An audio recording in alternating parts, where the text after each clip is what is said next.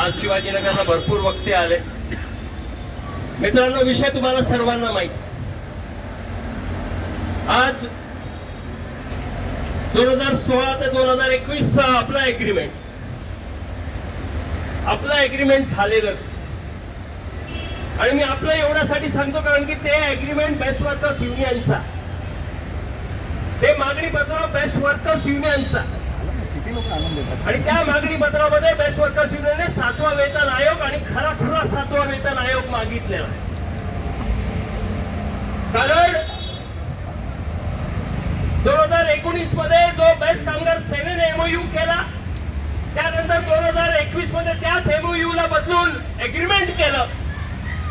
आणि सांगताना आपल्या सर्वांना सांगितलं की 7वा वेतन आयोगाच्या धर्तीवर मिळवलं ना, धरती मिळाली ना, आकाश मिळाला, मध्ये लोंबकळत ठेवला. आणि त्यांनी मात्र जर कशावरती सह्या केल्या असतील तर त्या नालायकांनी आपल्या मृत्यूपत्रावर सह्या करण्याचं काम केलं. ज्यावेळेला एमओयू आला त्या एमओयू मध्ये 13वं कलम होतं आणि आपण तिकडे म्हणालो की हे 13वं घातलेलं आहे आमचं, कारण त्या 13व्या कलम मध्ये यांनी लिहून देण्याचं काम केलं की बीएसटी येणाऱ्या काळामध्ये जे काही आर्थिक काटकसर आणेल ते त्यांना मंजूर, बीएसटी येणाऱ्या काळामध्ये जे काही प्रशासकीय बदल आणेल ते त्यांना मंजूर. आणि त्या एका कलमाचा आज आपण भोगतोय. आज तू ड्रायव्हर असशील तर कंडक्टरला जा, आज दुसरं काय असशील तर तिकडे जा,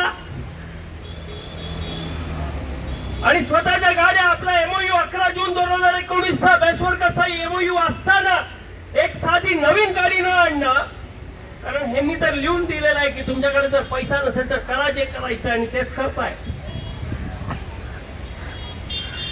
आणि म्हणून आपण आपल्या मागणी पत्रावर ठाम आहोत. आपण ज्या वेळेला कोर्टात गेलो आपण वाढलेली रक्कम स्वीकारलो नाही, कारण त्यांचे कलम आम्हाला मंजूर नव्हते. शेवटी हायकोर्टामध्ये कन्सेंट देऊन हे ठरलं की जी काही वाढ मिळालेली आहे ती आपल्याला बिनशर्त द्यायची. आणि त्यावेळेला मित्रांनो बेस्ट वर्कर्स युनियनच्या लोकांनी ती वाढ घेतली, कारण आपल्याला तो 13वा कलम मंजूर नव्हता.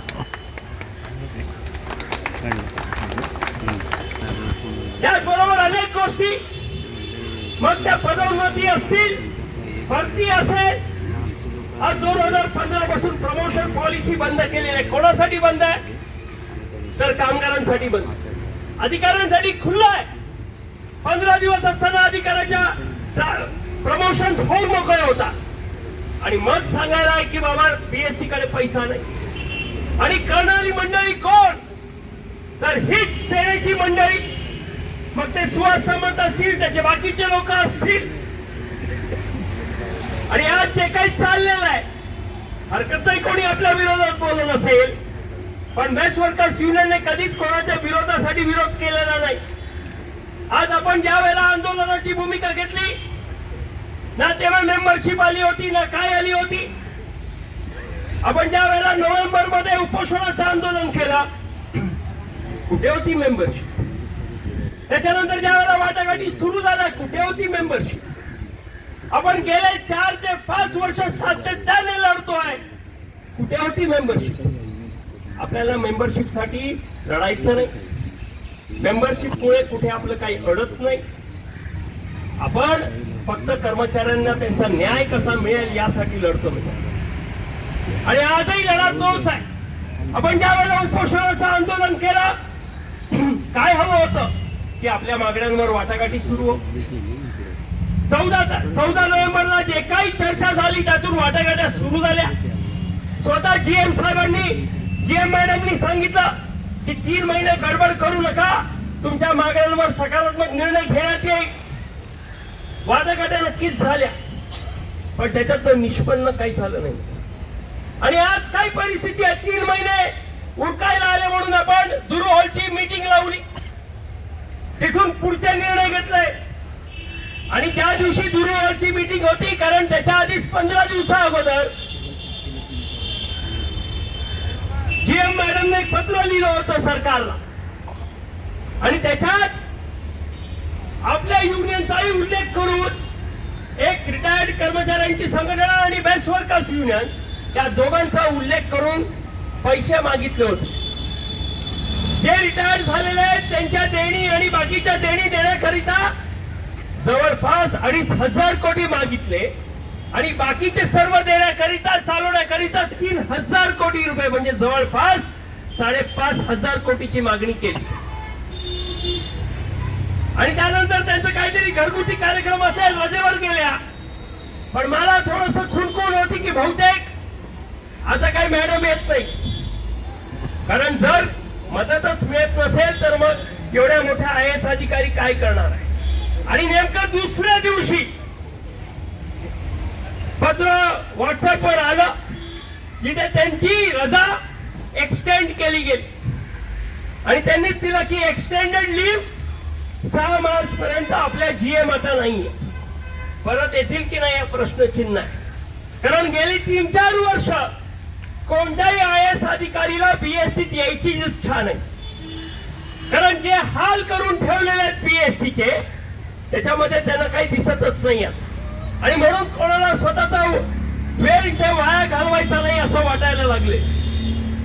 पण आपल्याला तसं करता येत नाही. आपण कोणालाही वाऱ्यावर सोडू शकत नाही. म्हणून आपण आपली लढाई सातत्याने करत आलो. मित्र, आपण ज्या वेळेला 6 ऑगस्टला ग्रॅज्युएटी करिता सेवानिवृत्त कर्मचाऱ्यांचा मोर्चा घेतला, माननीय आयुक्त साहेबांबरोबर चर्चा झाली, चांगली चर्चा झाली. तिकडे आपणच सांगितलं की हा फंड वेगळा आला पाहिजे. आणि त्याच धर्तीवर GM मॅडमने वेगळा फंड हा ग्रॅज्युएटी आणि इतर देय ज्या थकीत आहेत त्याच्यासाठी मागितले. आपण व्यवस्थित काम करतो, कोण काय बोलतो त्याच्याकडे लक्ष देत नाही. आता आपण 1 महिन्याचा वेळ घेतलाय, तोही कशासाठी की जर का काही कालही होती वाटाघाटी, पण आम्ही गेलो. पण त्यांना सांगितलं जर तुमचा अजून निर्णय झालेला नाही तर कशावरती पुढे चर्चा करा. आणि म्हणून काल काही जास्त बोलणं नाही झालं. पण आता माननीय मेंबर आलेले आहेत. उद्या सोमवारी BST कमिटी गठीत होईल आणि BST कमिटी गठीत होईल. स्टँडिंग कमिटी गठीत झालेली आहे. लोकांचे प्रतिनिधी तिथे आलेले आहेत. प्रयत्न करू महिनाभर त्यांच्याकडेही जाऊ. महिना आहे आपल्याकडे. प्रयत्न करू, सांगू असं असं घडलेलं आहे. आता GM स्वतः नाहीये, तुम्ही याचा काहीतरी निर्णय घ्या. त्याचबरोबर जी वेटलिस्टची पोरं आहे, पहिल्यांदा जर कोणी मागणी केली असेल की वेटलिस्टच्या कर्मचाऱ्यांना समान कामाला समान दाम, तर ते संघर्ष कामगार कर्मचारी युनियनने केली. मित्रांनो,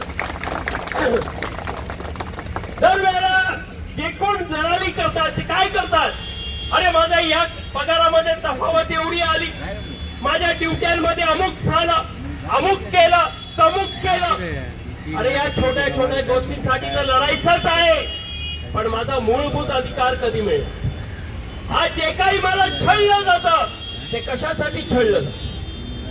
जर मला त्या 1 महिन्यामध्ये जर मी 26 दिवस भरले नाही तर माझं 2 ते 3 हजाराचं अधिक नुकसान हे कशामुळे होईल?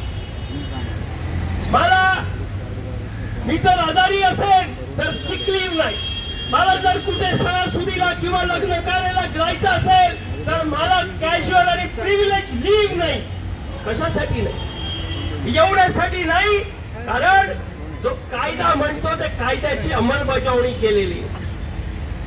कॉन्ट्रॅक्ट ऍक्ट सरळ सांगतो की जे कर्मचारी कॉन्ट्रॅक्ट मध्ये आहेत आणि त्याच्या समकक्ष जर परमनंट कर्मचारी असला तर त्या परमनंट कर्मचारीचा पगार आणि सर्व सेवा शर्ती या कॉन्ट्रॅक्टच्या कर्मचाऱ्यांना मिळायला पाहिजेत. आणि तेच आपली मागणी आहे मित्रांनो की समान कामाला समान दामाला मिळालंच पाहिजे. आणि मी तुम्हाला आज सांगतो की घेतल्याशिवाय तर आपण राहणारच नाही. आतापर्यंत जो इतिहास आहे गेल्या 2-3 वर्षाचा, एकतर कॉन्ट्रॅक्टर आधी युनियन बरोबर चर्चा करायलाच तयार नव्हतो. ते म्हणाले आम्हाला काही लागूच नाही, आम्ही फक्त शॉप ऍक्टने पैसे देणार, शॉप ऍक्ट लागू आहे. आपण तिथे सांगण्याचं काम केलं की शॉप ऍक्ट नाही, शॉप ऍक्टचा मिनिमम वेज नाही. 9 ते 10 हजार मध्ये काय होणार आहे का? आणि म्हणून तर सांगायचं नाही आम्ही तर जास्त देतोय. कसलं जास्त? माझी एखादी गाडी गाचली तर तुझ्या मनात आलं तर तू 10,000 रुपये वसूल करणार, तुझ्या मनात आलं तर 5,000 रुपये वसूल करणार. त्या बापाचं मान.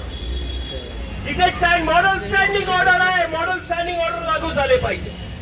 आणि मित्रांनो, आपण करत करत करत मग ते बोनसचा प्रश्न असो, आधी बोनस नाही, आपण आज बोनस व्यवस्थित घेतो. आणि या वर्षी आपल्याला वादा दिलेला आहे विवेचीने की 1.33 म्हणजे बोनस मध्ये एक पूर्ण पगार आपल्याला बोनसचा येणार मित्रांनो. हे एका रात्रीत घडत नसतं मित्रांनो. त्या लोकांनी कॉन्ट्रॅक्ट दिले ते कॉन्ट्रॅक्ट या पद्धतीने बनवले की कधी कॉन्ट्रॅक्टच्या कर्मचाऱ्याला नाही मिळूच नाही. जो काही फायदा आहे तो फक्त कॉन्ट्रॅक्टरचा हो या पद्धतीचे अग्रीमेंट बनवले गेले. आतापर्यंत कधी पीएसटी मध्ये वेटलिस्टच्या कर्मचाऱ्यांचा मुद्दा कधी टेबलावर आलाच नाही. आपल्या उपोषणाच्या आंदोलनानंतर पहिल्यांदा जनरल मॅनेजरच्या बैठकीमध्ये वेटलिस्ट कामगारांचा मुद्दा आला, त्याच्यावरती निर्णय करायचं ठरलं मित्र. सोपी गोष्ट नाहीये. कोणाला सांगायला काय जात आहे, कारण की त्याला काही करायचंच नाहीये. मला काही त्या कृती समिती वगैरेवर काय बोलायचंच नाहीये, कारण त्यामध्ये जेवढ्या संघटना आहेत मित्रांनो, त्याच्यामधल्या 80% संघटनांनी 2019चा तो एमओयू ज्याला आपण मृत्यूपत्र म्हणतो, त्या मृत्यूपत्रावर त्या नालायकांनी सह्या केलेल्या. बेस्ट कामगार सेनेचे लोक ज्यांनी ते बनवलं, ज्यांनी ते केलं, आज तिकडनं हकलले गेले तर कोणाला एक युनियन बनवली, कोणाला दुसरी युनियन बनवली. खुद्द बेस्ट कामगार सेना सुद्धा तिथे आहे. बाकीच्या अजून 2 युनियन ज्यांनी स्वतःहून सह्या केलेल्या आहेत. त्या लोकांनी 16 ते 21 चा करार स्वीकारलेला आहे, त्यांनी तो करार केलेला आहे. हे काय आपल्याला 7वा वेतन आयोग देऊ शकतील का? त्या नालायक लोकांनी, याच बेस्ट कामगार सेनेची लोक त्या कमिटीत होती, कमिटी शिवसेनेची होती, त्या कमिटीने कॉन्ट्रॅक्ट दिले, कॉन्ट्रॅक्टरच्या हक्काचे, त्याच्या बाजूचे कॉन्ट्रॅक्ट दिले. असे लोक कधी कॉन्ट्रॅक्टच्या कर्मचाऱ्यांना न्याय देऊ शकतील का? मित्रांनो, आपल्याला समजण्याची गरज आहे. आणि त्यांनी कोणीतरी उल्लेख केला की शशांकरावांनी उपोषण केलं. याआधी बीएससीच्या कर्मचाऱ्यांकरिता 3 वेळा केलं होतं. त्याच्यानंतर कुठेतरी जाऊन 2019 साल एका रात्रीत कधी काय कोणाला मिळत नसतं. आणि मला अभिमान आहे, तर एकट्या शशांकरावाच्या उपोषणाने जर आपला प्रश्न सुटणार असेल किंवा लोकांसमोर येणार असेल, तर शशांकराव असे अजून 10 उपोषण करायला तयार आहेत कर्मचाऱ्यांकडे. राव साहब आगे बढ़ो, हम तुम्हारे साथ हैं. राव साहब आगे बढ़ो, हम तुम्हारे साथ हैं. त्या उपोषणामध्ये तुम्ही विचार करा. हे तर यांचं म्हणायला काही कोणाच्या बापाचा जातो की बंद करा. अरे वेळ आली तर नक्कीच करू, आणि असं करू. 2019 तर लोकांनी बघितलंय, पण जे काही नंतर होईल ते ना आधी घडलं असेल ना कधी घडणार मित्रांनो असं आंदोलन. पण त्याआधी प्रयत्न करणं काय चुकीचं आहे. या उपोषणाच्या आंदोलनामुळे मुंबई काय पूर्ण महाराष्ट्राला आपले प्रश्न कळले, सरकारला आपले प्रश्न कळले, वाटाघाटी सुरू झाल्या, त्या होत नव्हत्या मित्रांनो. एकाही कर्मचाऱ्याची नोकरी गेली का? कोणाची 1 दिवसाची रजा वाया गेली का? आणि एवढं होऊन सुद्धा जर आपल्या प्रश्नावर चर्चा सुरू होते तर मग काय वाईट आहे मित्रांनो. मी आज जास्त वेळ तुमचा घेणार. हे जे काही दिवस आपल्या हातात आहेत, युनियन म्हणून आम्ही आपले प्रयत्न करू. जेवढे जनप्रतिनिधी आहेत त्यांना भेटण्याचा प्रयत्न करू आणि प्रयत्न करू की वाटाघाटी होऊन आपले प्रश्न सुटतील. पण मित्रांनो, आपण तयारीत राहिलं, कारण की रावसाहेब नेहमी सांगत होते की आंदोलनापेक्षा आंदोलनाची तयारी भरपूर काही करून जाते. आपण तयारी जोरात केली पाहिजे. वाटाघाट्या सुरू झाल्या, आपले प्रश्न मिटले तर आनंदाची. पण जिथे एकदम नो एंट्री आली, आता कळलं की याच्या पुढे काही होऊ शकत नाही मित्रांनो, त्यावेळेला आपलं आंदोलन आणि ताकदीचं एकजुटीचं आंदोलन करण्याशिवाय पर्याय राहणार नाही. आणि मी तुम्हाला विश्वास देतो की जोपर्यंत आपले हे सर्व प्रश्न सुटत नाही तोपर्यंत आपली ही आंदोलनाची भूमिका आपले हे प्रयत्न कधीच थांबणार नाही आणि मला विश्वास आहे की एकत्रित लढलो तर नक्कीच जिंकू. या विश्वासाने मी इथेच थांबतो. जय हिंद, जय महाराष्ट्र.